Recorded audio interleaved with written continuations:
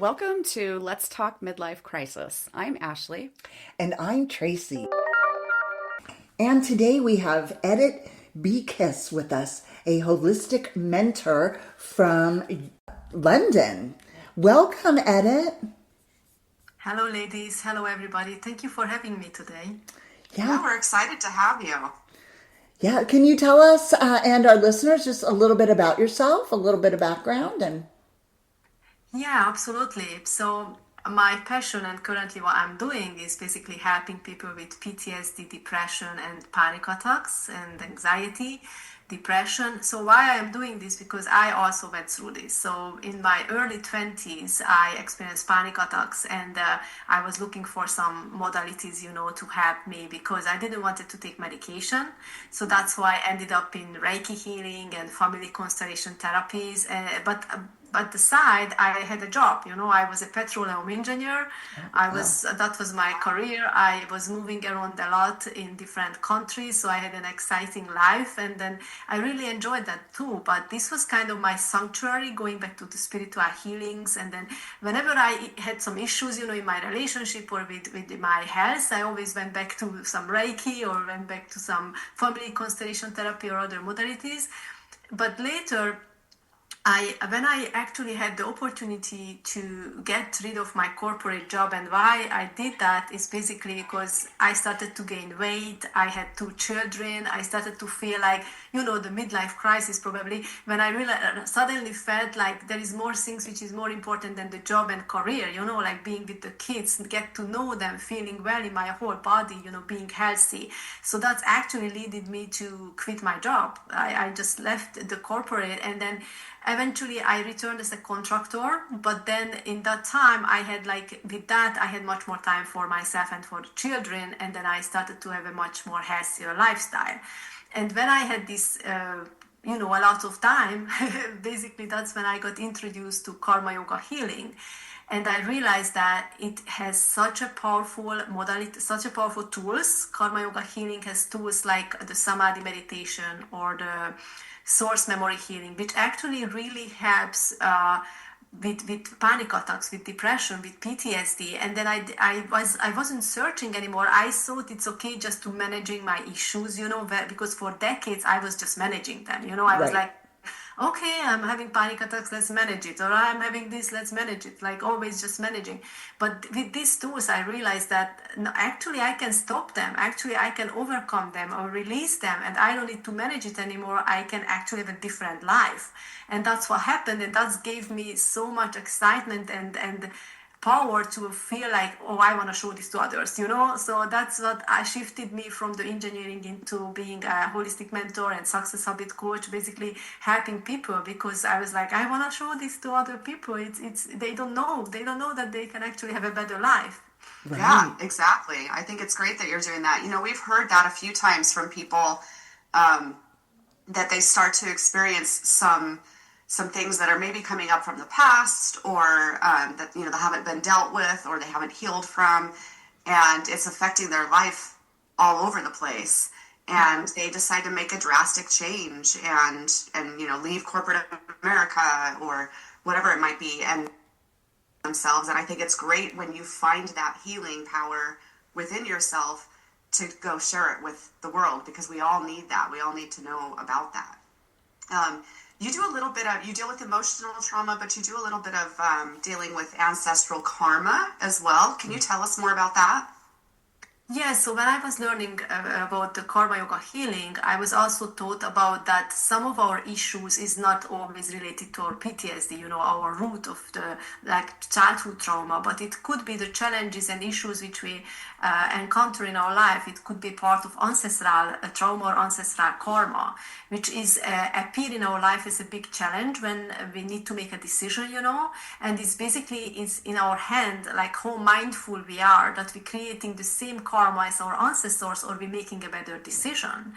So it's always there's a choice. And then I teach this to my clients as well. And then we also have some powerful meditations which I actually learned from my mentor, who taught specific meditations for these things, like for this ancestral karma or ancestral trauma release and healing it. So if someone is joining my programs, basically they have access to these powerful meditations. Some of them are 1 hour long meditations, some are half an hour long, but basically they go in deep into the family unconscious to heal and release all of those patterns and basically traumatic things or karmic patterns. And basically then you don't even have those challenges because you release it from a very deep layer. We entering the multidimensional existence in this case. We have access to it because when you use samadhi meditation, you go into delta brain waves and you have access to your multidimensional existence, which is like your unconscious mind and the family unconscious and also the superconscious. So you basically release these things from the superconscious and you're healing it in your unconscious and the family, soul family. So when you take the responsibility to do the healings for yourself, you also heal your family. Wow. That's amazing. That is incredible. Wow. Yeah, and I don't think I'm aware of all the conscious levels, right? Mm-hmm. I don't think when you were mentioning that I was like, "Oh, I didn't know that there was that conscious level." So I can explain that. Yeah, So okay. I always why is it so important to understand when we are operating from different consciousness is also for forgiveness. When I do the healing with my clients and we're releasing the traumatic experiences, it always ends with forgiveness. But even though we do the release work, sometimes at the very end when I'm asking them that can you forgive yourself or can you forgive to the other person, sometimes they still hesitate, and that's when I always explain them that only 5% of the time we actually make decisions from our conscious mind. 45% of the time we make decisions from subconscious level, which means cultural background, environment, social background, impact, the programming, the system, and also your belief system, and also your habits. So there is so many times these things interact with your decisions and how you act in certain situations, and it's how you were, the upbringing, and all of those, right? And then there is the 50% when you actually act from the superconscious mind, which means you are truly connected, and some of your behaviors sometimes you can't even explain because it feels like an intuitive urge, or it feels like a command which you can't control. When is it happening? Let's say someone hurt someone, right? And then I'm doing the healing about that a betrayer needs to be forgiven, right? So we go through all the releases from the memory, all the negative emotions, we release it and replace it with positive emotions back to the superconscious. And basically we are at the point to forgive. And then I can't forgive because that person hurt me, blah, blah, blah. I had clients who went through rape, abuse within family, out of family, all kinds of things. So basically, I had to explain them that you can't really point your finger on one person because they were acting either through the superconscious, which means it was your karma to go through that from past life, or an ancestral karma you had to go through again. Then that person was acting through superconscious. Or if it was something which was from the subconscious, which means they acted because they were kind of in the programming.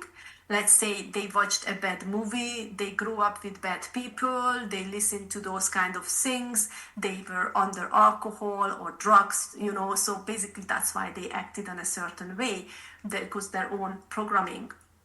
And again, is it that their fault? I believe everybody was born pure, a baby is always pure, it's basically their environment's fault, or the system's fault, or the parents or whoever brought them into that condition that they can actually behave that way, right? Right. So it's kind of straightforward for my clients, and they can actually full-heartedly forgive when I explain them this. Wow, that makes so much sense when you explain it like that. Wow. Yeah, I think that's a really good explanation of how to kind of look at something differently, something bad that's happened to you. Because, yeah, I can see how you're just caught up in the fact that they did something bad that makes them a bad person, and I can't forgive them, and you hold on to that, and that's heavy. Guess is gonna suffer from that, the victim, right? If you hold into it, that's how people have cancer, that's how people get, heart disease, all of those things, because they hold on to those angers or hold on to those grudges or feelings of what happened to them, and then they continue suffering, and then eventually is manifesting into physical illness. Wow. Wow. That's terrible. Yeah, absolutely. And forgive. So how do you have a website, or how do you reach out to people, or how do they reach you? Yeah, so I have a website, editbeekiss.com, so they can book a free conversation with me, and also I have a school community. I'm not sure if you guys know about school community. Is SKOOL.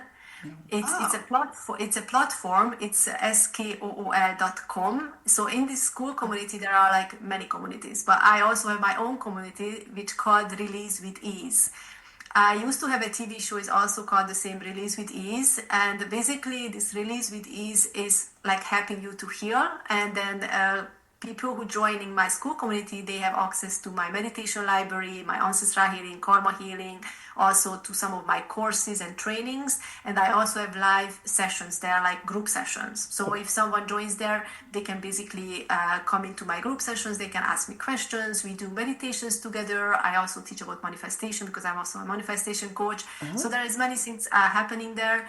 So it's open to everyone to join basically and start healing properly. That's great. I was wondering if you did one-on-one sessions or group sessions, but it sounds like maybe you offer both, right? Yeah, absolutely. So I do the group one as well, and then there is also a premium group, which we do different other things, and then I have the one-on-one. I really love the 30 days incubator, which is basically in a 30 days time, they go through some online videos, and also they get every day which meditation they need to do from the meditation libraries. And then I also have private sessions with the client once a week. So it's basically 4 private sessions which are 2 hours long. Oh, wow. Because we go deep into the source memories. We go actually, like when someone has an issue, we actually find through the unconscious mind, we find the root of those issues, and we in 2 hours we can release like 6-7 memories, basically heal 6-7 memories which is causing this current issue, and release them. So in these 30 days, when they come to me with an urgency, let's say with depression or panic attacks or some urgency, they come at the end of the 30 days, they are a completely different person and they are back to life. So that's what's powerful about this. Wow. It's probably really exhausting after a meditation session, all of that coming up and dealing with all those feelings. And that's why we do it only once a week, because I realize that it's good to let it settling, and then in peace, and then get also seeing the results. Why is it so amazing is that it's not that draining as other kind of sessions, because I heard it from my clients that it's draining for maybe a bit, like they want to sleep or rest for a couple of hours, but next day they already feel liberated and fine and happy. And the other thing is that what it causes, like, doesn't matter what issue you have. It can be a relationship issue. It can be, whatever is triggering you, like that's the initiation of the healing. Like, okay, let's say, why are you feeling bad? What's wrong, like what's triggering you right now? And then we move from there to the memories and healing it and release. And how the solution comes is really interesting, because it's not like you suddenly got healed magically, unless it was a migraine or something which just happened recently. But if it's a long-term, disease or like a long-term pain, it what comes in is like a solution, because we open up the karma vortex, and with the healing, we release the past, we rewrite the Akashic record. So basically, it's invite in a solution into their life, into the person's life, which could come through any information. Might they watch something, they read something, some person comes in, or something happens in their life which is gonna shift that situation and bring it into the solution. I even had issue, like sometimes clients comes to me like noisy neighbor, let's say, and we do the healing about noisy neighbor, and then it somehow get resolved, and it's just funny, like you can heal so many things, whatever is triggering you, basically, whatever is causing unrestness in your life. My goal is to bring back the peace and harmony into the people's life, basically. Wow. That's awesome. So even childhood trauma you can Absolutely, help and heal that. post life traumas as well. I just had recently a client today, and then we were like doing six memories, and then some of them were post life, some of them were this lifetime. So it was like one of this, one of that. It was really funny because when I do healings, this was the first time when I actually had this, that within one issue we were jumping between post lives and this lifetime memories.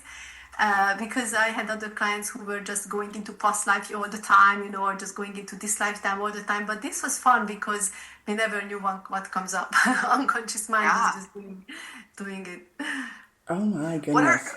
what are some examples of the past life Oh, it can trauma? be so many things. Sometimes you are a slave, sometimes you are a witch who's waiting to get burned. Sometimes you just, working in a certain environment. You got maybe you are in a prison, maybe you are in a war.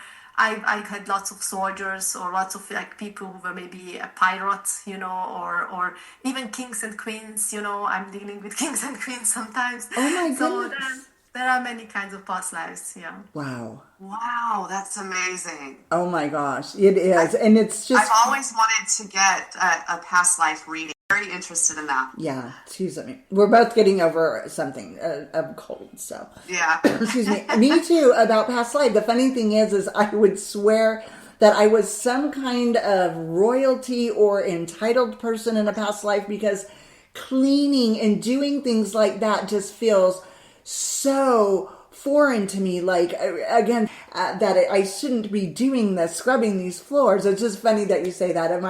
And I'm sure I'm just making it up, but it would be very interesting to find out, what it Yeah, really, sometimes we think we are just making up stuff, but yeah. it's not like that. We really have some senses, like through your sixth sense, you can sense these things, like why is it uncomfortable, why I'm not aligned with that, or why I'm actually comfortable, why I love certain countries or certain places, why I'm called Right. to visit those countries.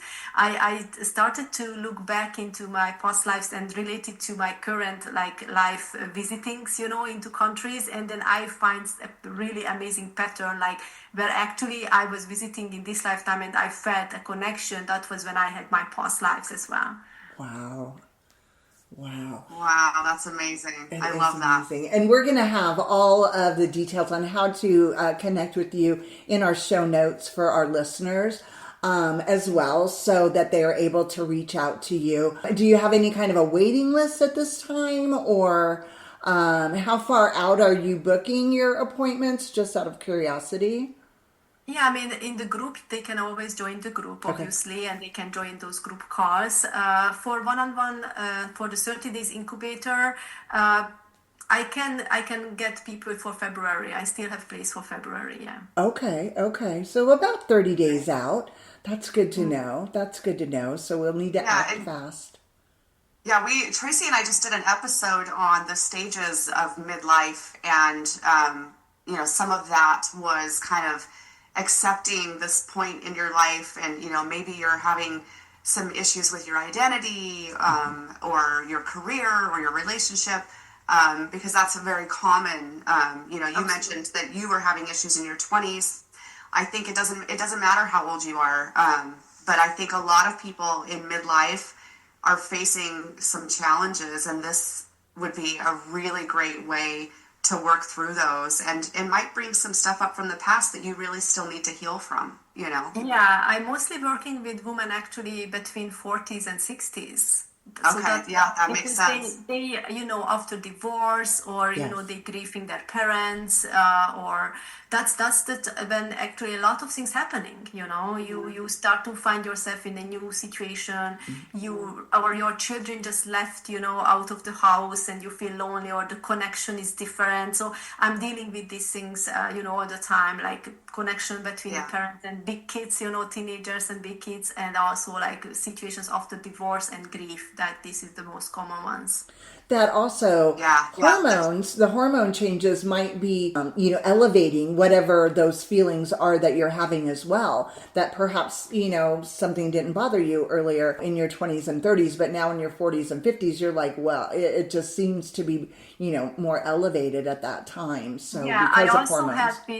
I also have with nutrients, like supplements. Like I tell, like from my life, from my experience, like what I recommend in certain situations, especially for people who has anxiety, stress, and depression, or what typical supplements they should take that feel immediately better, instantly better.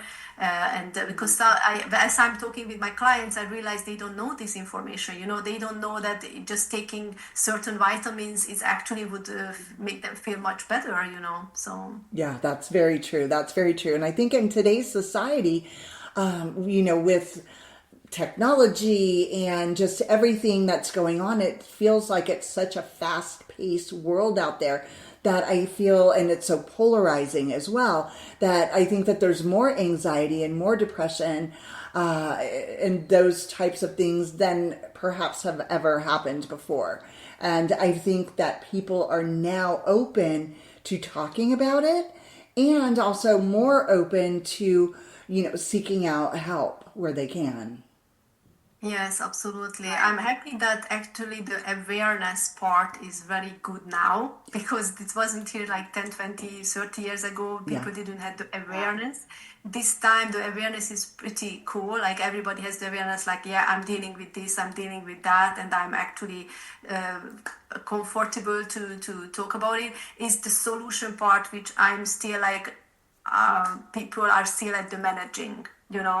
That's why I'm very happy about what I do and what I can provide, because I am more than managing. I'm helping to stop and basically bring them back the excitement about life again.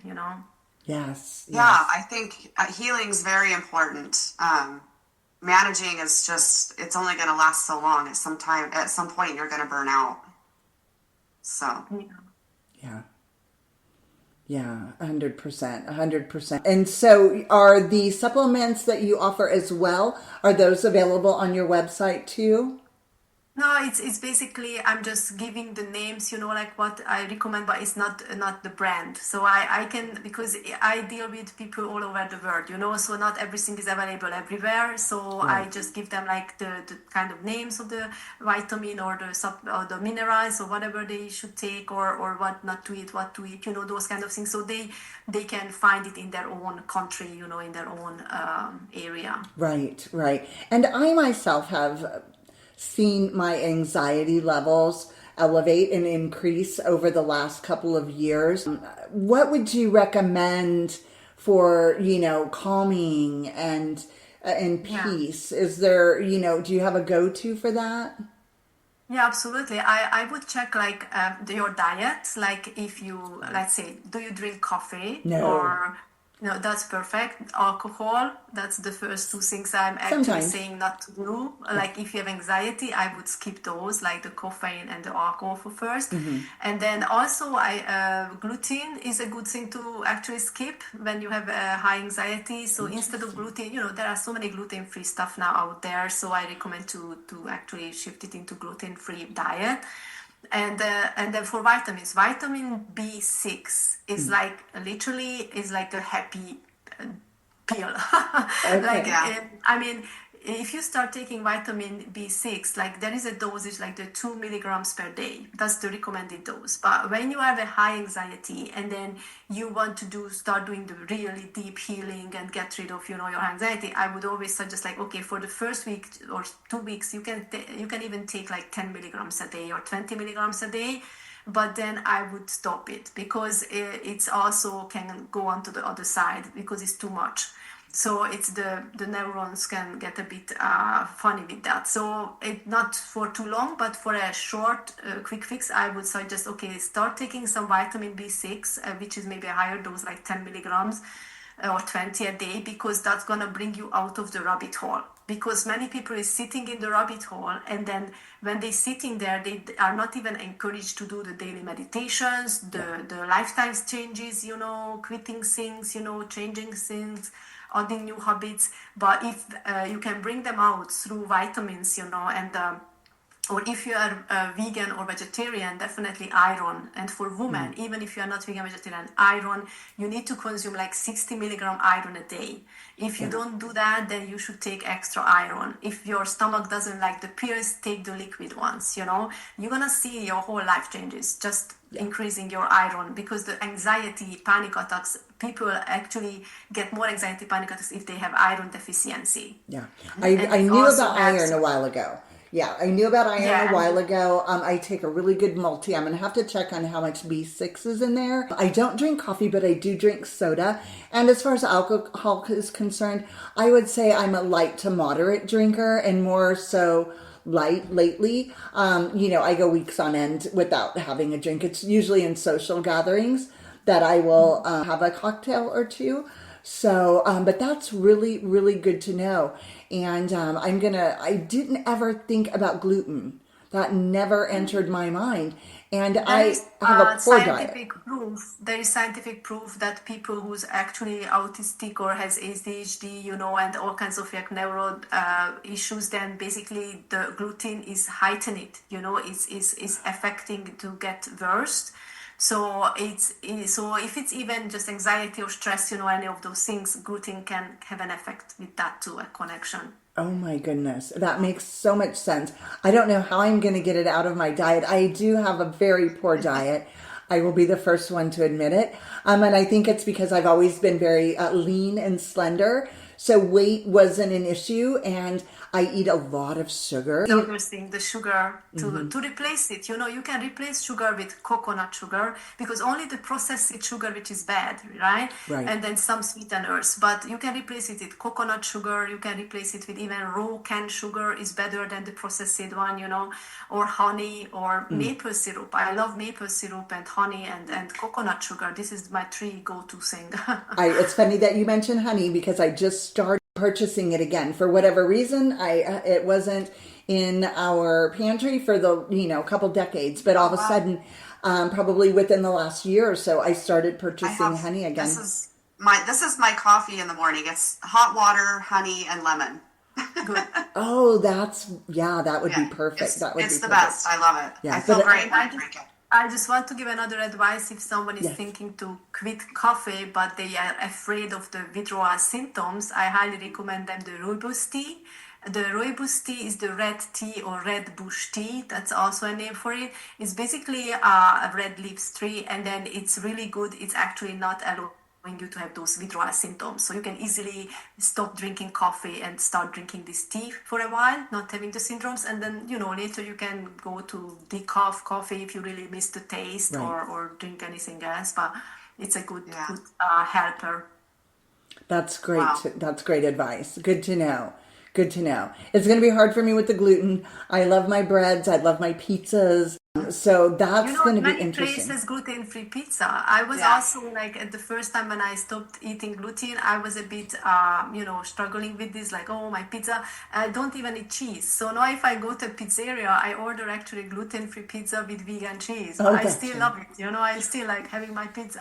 Right. Yeah. Okay.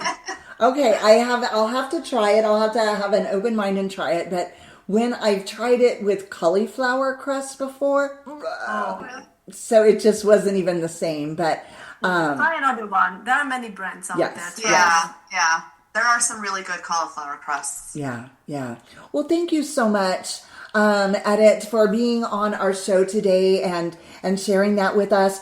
All of the information that you mentioned during our show will be in our show notes, so our listeners can contact you. But it's just been a great pleasure to have you. I've learned so much, and our listeners will too, and we'll be able to reach out to you for help if they need it. Thank you. Well, that wraps it up for today. Thanks for joining us on Let's Talk Midlife Crisis. We hope you got some laughs, a little inspiration, and maybe a few new ideas. If you loved today's episode, hit that subscribe button so you'll never miss an episode. And hey, share the love. Send this episode to a friend who could use a good laugh and some midlife wisdom. Connect with us on social media at Let's Talk Midlife Crisis and let us know what's on your mind. We love hearing from you.